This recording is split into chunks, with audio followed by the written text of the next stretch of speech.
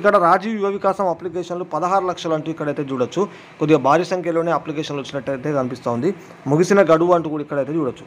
రాష్ట్రంలో SC, ST, BC minority, EBC నిరుద్యోగ యువతకు ఉపాధి అవకాశాలు కల్పించేందుకు రాష్ట్ర ప్రభుత్వం అమలు చేయనున్న రాజీవ్ యువ వికాసం స్కీమ్కు సోమవారం నాటితో దరఖాస్తు గడువు ముగిసింది.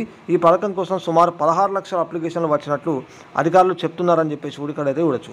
వరుసగా ప్రభుత్వ సెలవులు రావడం, అప్లికేషన్ చేసుకునేందుకు సర్వర్ ప్రాబ్లం రావడంతో అప్లికేషన్కు గడువును మరోసారి పొడిగించాలని అధికార పార్టీ నేతలు, ప్రజా సంఘాలు, సామాన్య ప్రజలు కోరినప్పటికీ ప్రభుత్వం పరిగణలోకి తీసుకోలేదు. గడువు ముగిసిన చివరి రోజుల్లో పెద్ద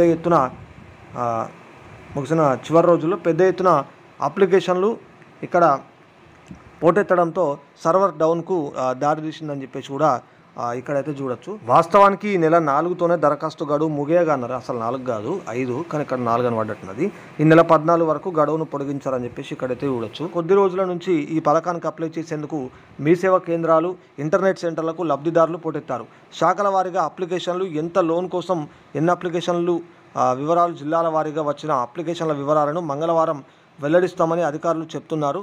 అప్లికేషన్లను మే 31 వరకు మండల, జిల్లా స్థాయిలో స్క్రీనింగ్ చేసి లబ్ధిదారుల మండల కేంద్రాలు ఎంపిక చేసి జిల్లా కలెక్టర్ల ఆమోదానికి పంపనున్నారు.